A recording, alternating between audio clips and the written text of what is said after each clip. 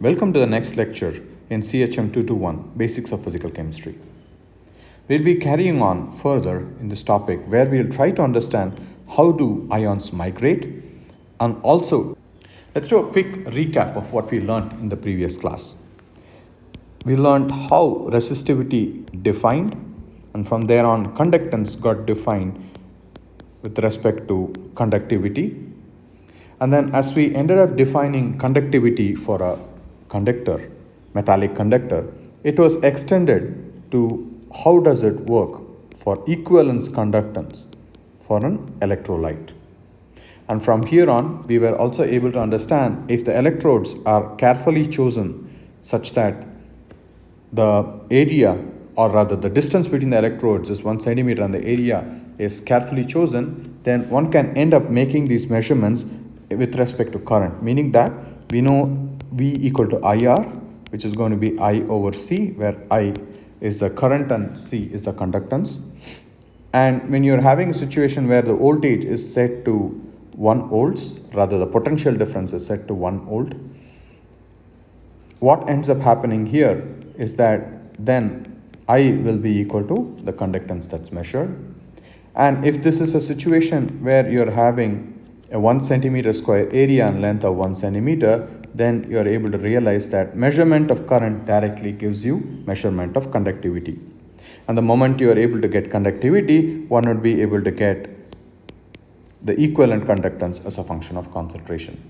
And we saw plots of this kind where when equivalent conductance is plotted as a function of concentration and normality, then we ended up having curves that look like this.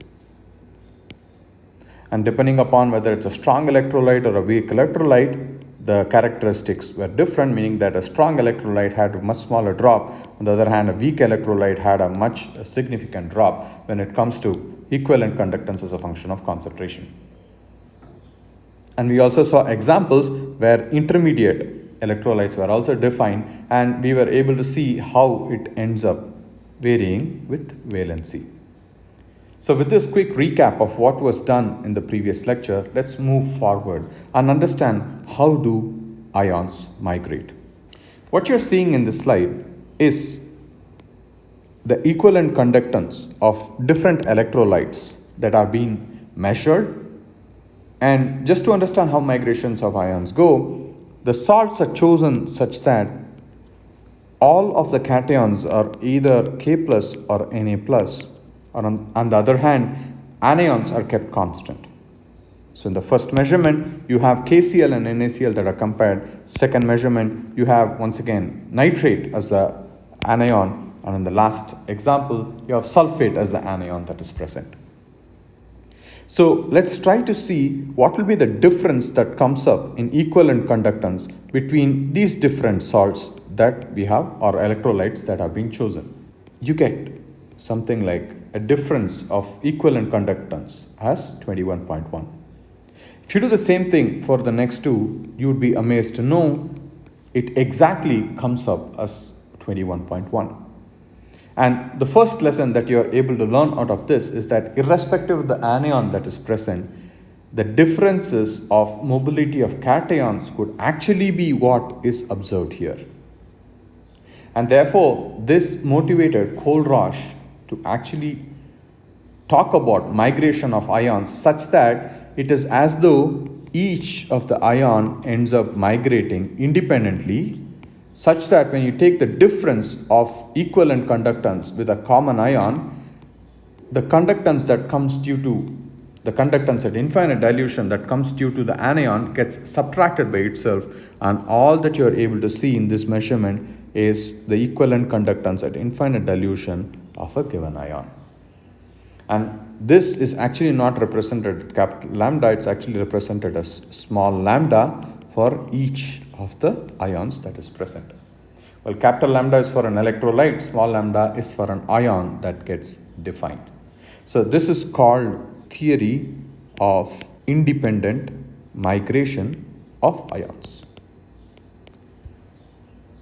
So basically what we are trying to say is that when you have an electrolyte, let's call it Ma, where M is the cation and A is the anion, the equivalent conductance at infinite dilution for this electrolyte Na would be given by the ionic conductance at infinite dilution for the cation plus that of the ionic conductance of the anion at infinite dilution.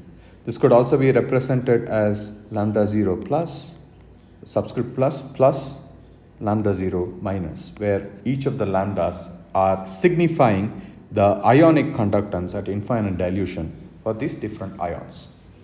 So let's take once again a look at what are the ionic conductance for different cations and anions. As we take a look at here, let's take some specific examples. If you take a look at lithium, lithium is at 38.7 units, while sodium is at 50.1 unit, and potassium is at 73.5 units. What you are able to see is that as you go lower in the periodic table for a given group, the ionic conductance keeps increasing. Once again, I want you guys to go take a look at how does size change within a given period or a group. You will be able to see some characteristics that emerge. On the other hand, if you're trying to compare cations that have very similar ionic conductance, for instance, thulium or potassium or ammonium, what you are able to see is that they have very, very similar values. However, that doesn't directly correspond to their ionic radii that are present. On the other hand, if you're trying to compare how does something like valency 2 cation ends up behaving, you're talking about calcium, strontium, barium. As you go down in the series, you are able to see there is very, very marginal difference that comes, not as starking a difference that comes up for the alkali metals.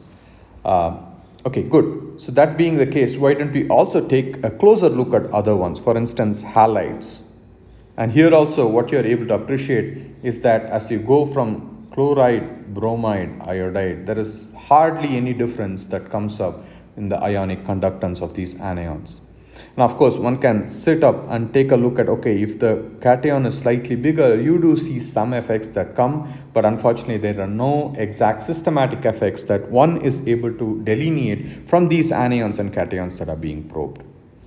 One other important aspect that we should highlight here is that of H plus and OH minus.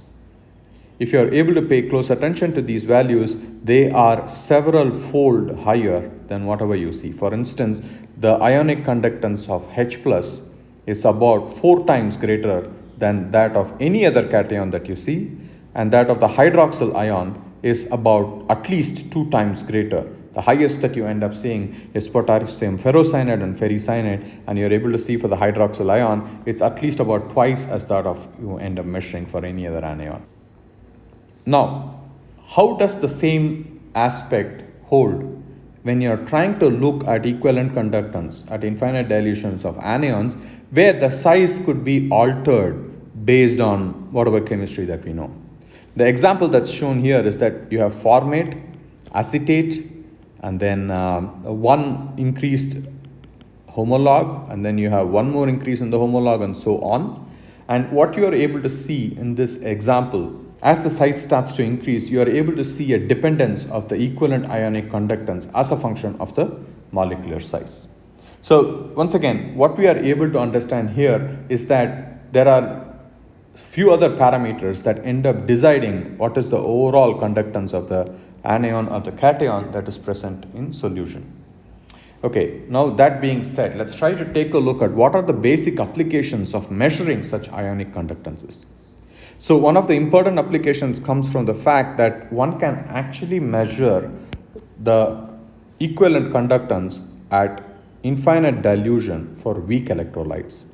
If you go take a look at the previous lecture, we were trying to see how does acetic acid behave, is that you were able to see that you had measurements that ended up severely dropping as a function of concentration for acetic acid, which resulted in the fact that if you want to fit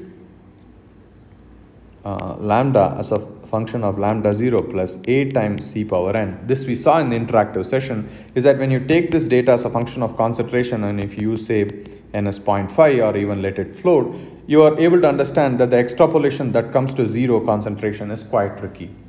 On the other hand, if you are able to get the conductance of H plus at infinite dilution, which is 349.82, and that of acetate, which is ACO minus, which we just saw previously, which is about 40.9 at the same temperature. One has to be careful about the temperature that you're measuring. Both the measurements are at 298 Kelvin, so therefore one can easily end up adding this. And what you are able to see is that equivalent conductance of acetic acid at 25 degrees Celsius will be basically given as an arithmetic sum of their individual ionic conductances. Yeah, so this will end up being 390.72 units, Siemens centimeter square. On the other hand, if you're trying to also measure the equivalent conductance of sparingly soluble salts, for instance, silver chloride, once again, one can just do that merely by taking a sum of whatever you have here. So lambda naught of Ag plus lambda naught of Cl minus, which is going to be 61.92 plus 76.34, which will be equal to 138.26 Siemens centimeter square. So similar is an example where you can calculate it for barium sulfate for a single equivalence, which will once again be 63.64 plus 79.80. So what you are able to understand from this is that one would be able to end up measuring equivalent conductance of different electrolytes, especially in the case of weak electrolytes. On the other hand, one can also measure the same thing in a different way, meaning that not always we would end up having ionic conductances of the ions that we are interested in. So therefore, what one can do is that the measurement of the equivalent conductance for a given electrolyte Ma, where M is the cation, A is the anion, could also be measured, for instance, using their different salts, meaning that you can take the chloride salt of the given cation you're interested in and taking the sodium salt of the anion that you're trying to look at and make a difference with that of the sodium chloride conductance at infinite dilution.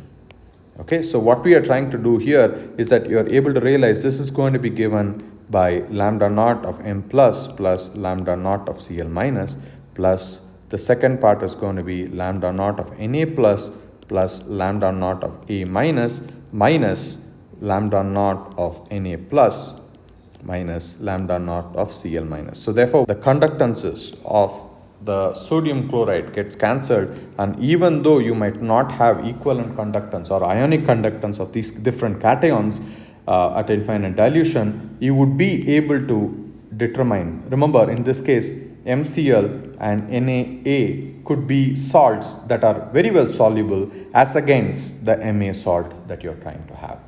Moving on to understanding what drives these ions to end up conducting is what we will be trying to understand as from ionic mobilities. At high dilutions, basically whenever you are measuring equivalent conductance at infinite dilution, solutions containing one equivalent of any electrolyte will have equivalent number of ions. If you're taking one equivalent of KCl or NaCl, you're going to have the same equivalence of K plus and Na plus, and for that matter, you're also going to have for the same equivalence. So let's say you take n equivalents of each of this, so CO minus and H plus, you're going to have the same amount that's going to be present in a given equivalent of any electrolyte that you take. Thus, the charge carried by all these ions will be same, meaning that the total number of charges and a given unit charge, assuming that at infinite dilution, complete dissociation ends up happening, then you're going to have the same charge that's going to be carried by all these ions. Now, the ability of an electrolyte to transport current, remember that electrolyte has to pass the electrons or move across when you're applying a potential, is determined by the number of ions that are present, meaning that if you have more number of ions, the conductivity will be more. And on the other hand, if the charge carried by each of the ion is more, once again the conductivity will be more. In addition, how fast they can move on the applied potential is also an important factor. So with the number and the charge being same for a given equivalent, then you are able to realize everything now rests on ionic velocities.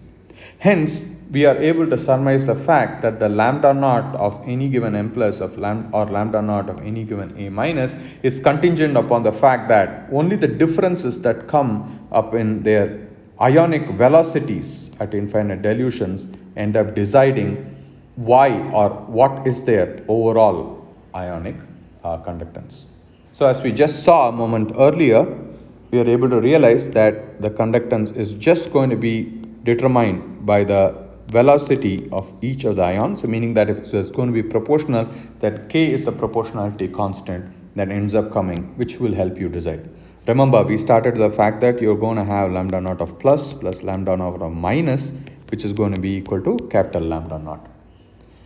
Okay, so imagine you have a dilute solution and you have C equivalents per liter of concentration that you're working with.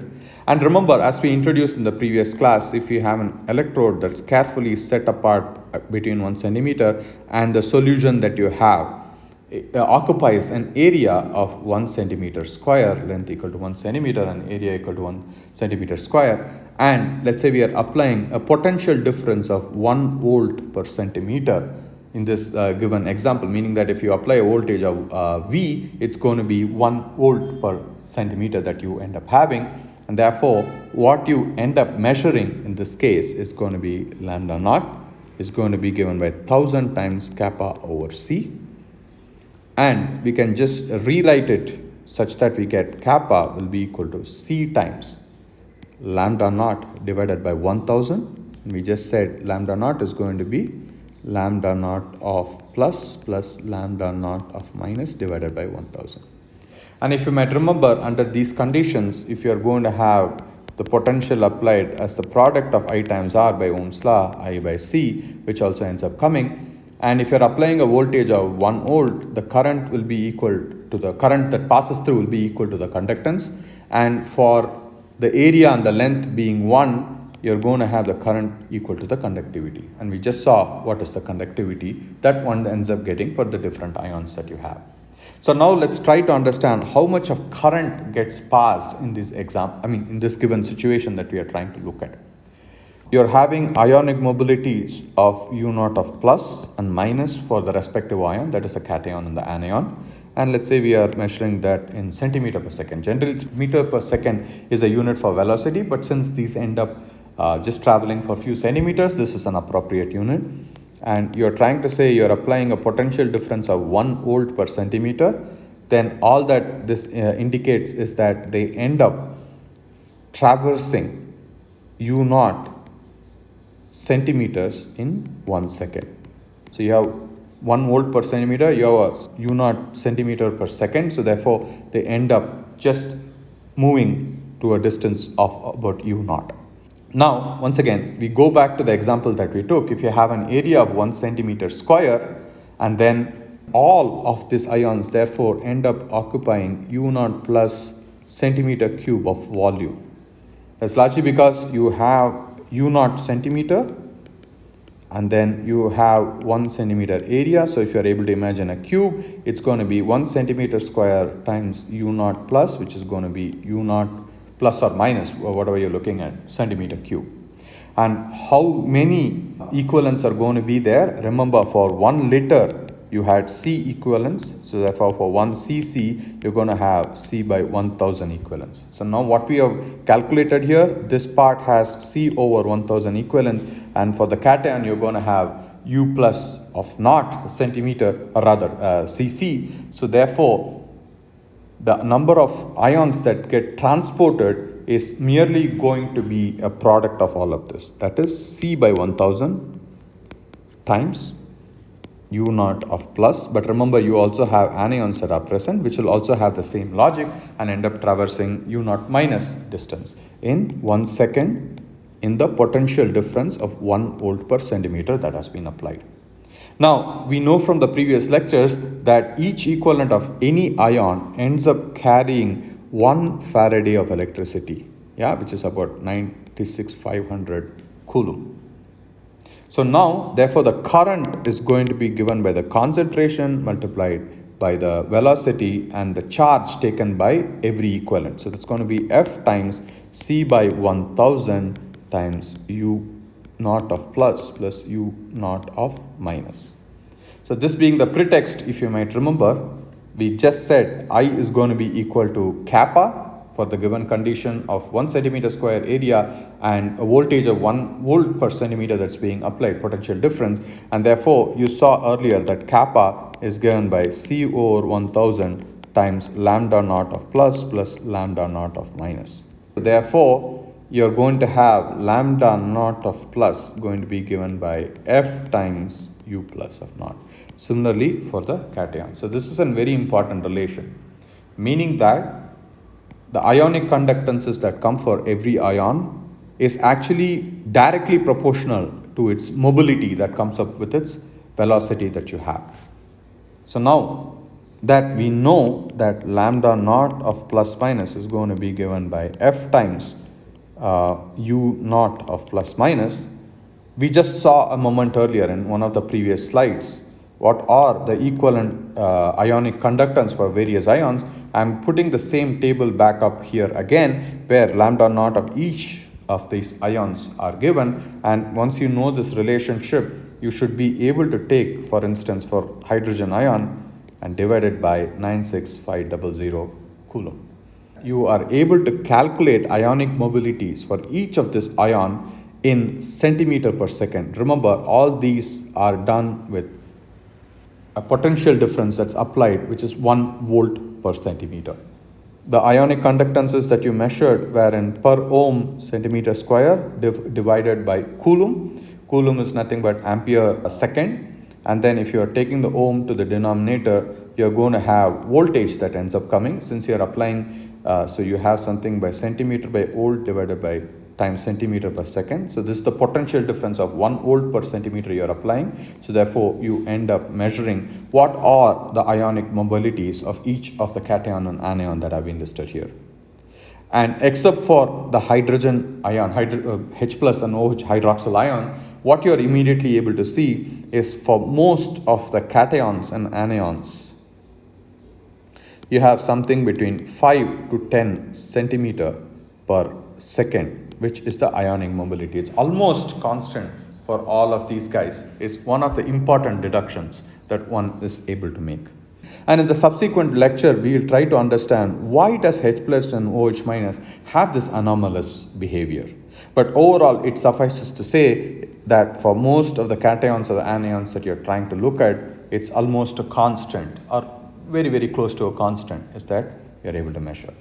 So next question that immediately comes up is that how do ionic mobilities change as a function of temperature?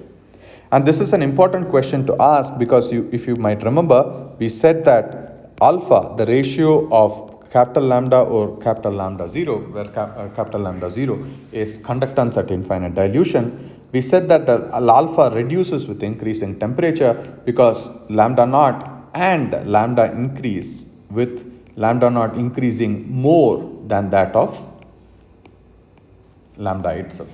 Okay, so therefore, we are trying to once again understand how these dependencies end up going. Since we are talking about ionic conductance, where it's talking about the rate of movement of a given ion, it does seem fairly reasonable to treat conductance in a manner that's very similar to what is already known for us from other rate kinetics, which is the Arrhenius rate constant. I'm sure you might remember the Arrhenius rate constant is given by the rate constant K is going to be equal to the pre-exponential factor A times exponential power EA by RT, where EA is the energy of activation. So similar is the deal that we are going to end up doing here. We are going to say lambda naught for a given ion is going to be given by A times A into E power minus EA by RT, where A is a pre-exponential factor and E is the equivalent of the energy of activation required for these to end up migrating. So taking a ln on both sides is going to be ln of A plus ln minus E by RT. Ln of E is going to be 1. And assuming that A is independent of temperature and taking a differential, you're going to get d ln of lambda naught over dt is going to be 1 over lambda naught d lambda naught by dt, which is going to be equal to minus E over minus 1 over t square. So therefore, you're going to get 1 over lambda naught d lambda naught by dt is going to be E by RT square. So interestingly, when people did a bunch of measurements, they were able to define this as the temperature coefficient of conductance. For instance, lambda naught at a given temperature T in Celsius is given as lambda naught at 25 degrees Celsius times 1 plus alpha times T minus 25. Remember, T is temperature in Celsius, plus beta times T minus 25, the whole square. So generally, as you go over in chemistry, you're going to see a series expansion for anything that comes like this, where when you have a given variable that's dependent on some other variable, you have a series expansion that goes as something of this sort. The T minus 25 comes because 25 is chosen as a reference. If you're ending up defining this in absolute Kelvin, then it's going to be capital T with the T being referenced to 0 Kelvin. But overall, if one ends up making a measurement within plus minus 10 degrees of 25, the value of beta is so small that it can be neglected, and one is able to see the fact that the temperature coefficient ends up changing linearly, more or less, with respect to alpha. And if one ends up measuring alpha for the different anions and cations, we are able to see the alpha in this case. Remember, alpha is not the ratio of lambda over lambda naught. This is not the alpha we are talking about anymore. Unfortunately, the textbook uses the same symbol alpha, but for a different purpose. Basically, this is the temperature coefficient of equivalent ionic conductance at infinite dilution, will be almost equal to 0.02 units. Except for H plus and OH minus, which we will not be seeing again. But overall, if you see for the other anions and cations that are being interrogated, it's about 0.02 units. Of course, there is a 10 power minus 2 that's multiplied here, which is why you're having numbers as 2. So if you pay close attention, what therefore ends up happening, you just related a given variable to alpha, and then you have the energy of activation. So therefore, the energy of activation for such a process can be modeled as alpha RT square. And if you set alpha to 0.02, you get that the activation for such a process is about 3.6 kilocal. And this is quite interesting that this 3.6 kilocal agrees wonderfully with that of the activation that's required or as observed for the viscous flow for water, which is at 3.8 kcal. So remember, people are able to see a correlation between the activation energies for two different processes. This is the process for temperature dependence for ionic conductance at infinite dilution. On the other hand, this is for the viscosity of water. So this immediately tempts people to ask, could this therefore be a reason or a condition where the product of the equivalent ionic conductance to that of the viscosity, will it be equal to a constant? So when such measurements are made for the acetate anion as a function of temperature, one is able to see the product of the lambda naught of acetate anion to that of the viscosity of water. Eta 0 is the viscosity of water as a function of temperature. One observes that for all these cases, it's about 0.37 units. So this indicates the fact that very well agreement between the product of lambda to eta is observed, and therefore any changes in viscosity comes at a cost of the ionic conductance, which therefore ends up limiting the ionic mobility of these in the different viscous solutions. It does make total sense to think about this, largely because if you have a resistance towards the motion of the solvent that you're in, then the migration of ions is also therefore impeded due to the resistance that comes up due to the viscosity of the solvent. Interestingly, when one takes a closer look at how does pressure end up changing the ionic mobilities, this is taken from a given reference here. If you take a look at the textbook, they will end up plotting the equivalent conductance at a given pressure to that of the equivalent conductance at 1 bar. On the other hand, the plot that is shown here is the resistance that's observed as a function of pressure to that of resistance that's observed in 1 bar. And the units of resistance that's been is shown here in kg per centimeter square, which has been more or less converted into Pascal in today's science. But remember, you're taking a look at data that has been acquired about more than 100 years back. So therefore, they were using a different unit at that point. And what you are able to see here, if one also ends up plotting viscosity as a function of pressure, it has a curve that's shown in red. So I urge you guys to take a look at figure 23 in the Glasstone textbook in chapter 2, where they would have plotted The same thing, just in the inverse this thing. So you're going to see the plot in the textbook that looks of something of this sort as a function of pressure. You're going to have dependencies that go like this. Okay, so just inverted here because I'm taking it from the original reference as shown below. So therefore, what we are able to appreciate here is that as pressure increases, then the viscosity increases. At one of the highest pressures, you're going to convert the liquid to a solid. And interestingly, what ends up happening as you keep increasing pressure, you are indeed changing the viscosity of the solution, and therefore conductance also ends up changing. We will think about the fact, why does it reach a maxima and then end up changing after a given pressure whenever we get a chance to discuss it. But overall, what we are able to understand is how does lambda naught ends up changing as a function of temperature and pressure with this given data. So the next question that we have here is that how does the solvent end up influencing ionic conductance?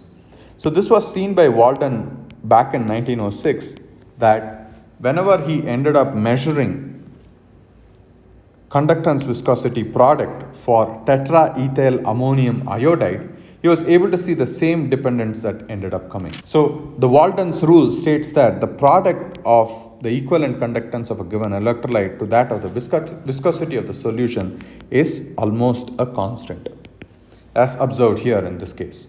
And whenever one would like to know a dependence of a given variable on the other variables that he or she is able to manage, in this case the viscosity, then it has to agree in such a way that it should not just work out for the example that we saw for a given electrolyte in a given solvent, it should also work in such a way that a given electrolyte in different solvents also has a similar behavior. So previously what you saw is the ionic conductance to the product of viscosity for the same solvent but as a function of temperature. Since temperature ends up changing viscosity, one ends up seeing the effects that you were able to see for acetate in water. On the other hand, if you take a given electrolyte and you end up changing the solvent, where the solvent ends up altering the viscosity of the given solution, what you are able to see, once again, the product of capital lambda naught to eta naught also nicely comes up as a constant. And this also helps you understand how one ends up setting up experiments. If you take the example of the first two solvents, you're changing ethanol to acetone, and the polarity of these two solvents are quite different from one another. Due to the change in polarity, you will also have changes in viscosity that ends up coming. And for methanol to acetonitrile, you are only changing one part of the group that is being present, and once again those ends up changing polarity of the solution, and also viscosity ends up being changed, and therefore you're still able to see no differences of the products ends up coming. And as you go further, you can change the hydroxyl that's present in methanol to that of nitrate. Once again, we don't end up seeing much change within the experimental error. Now, keeping the nitrate constant, one can change from the methyl to the phenyl group. Even then, very subtle changes end up coming. So this is how one ends up setting up an experiment where the variable that you would like to change is varied across good amount of range to ensure that any dependencies that might come in the low viscosity range or high viscosity ranges are probed. Now here comes a much bigger table where the same thing, instead of talking about capital lambda naught, we are now talking about small lambda naught with a plus minus, meaning that we are moving from an electrolytic conductance to that of the ionic conductance, and the same thing is listed here. For the time being, let's not worry about what happens in water, where there is a serious difference that comes up for these different ions, but overall what you are able to see is that the product of the ionic conductance, the viscosity within the experimental error remains more or less constant. Of course, the example that I'm highlighting here is that of the sodium ion. What you are able to therefore summarize from this is that yes, they are almost a constant, and it also depends upon how the ion gets solvated in these different solvents. Depending upon the solvation sphere, the product of the ionic conductance to that of viscosity will end up changing, but overall Walton's rule of that which states the product should be a constant is more or less held, except for the example that comes up in that of the solvent water. As I said, in the subsequent lecture we will be taking a look at why does H plus and OH minus ion behave abnormally, and therefore that also helps us understand how water as a solvent is quite different. So overall, this concludes the contents of this lecture, where we took a closer look at how do migrations of ions come up and the applications of ionic conductance, and how would that ionic conductance can be defined in terms of ionic mobilities and how do they vary for different anions and cations. In the subsequent lecture, we will be taking this forward and finishing up this entire chapter of electrolysis in understanding the abnormal conductance of ions and also using conductometric titrations to estimate different parameters that is of our interest. Thank you very much.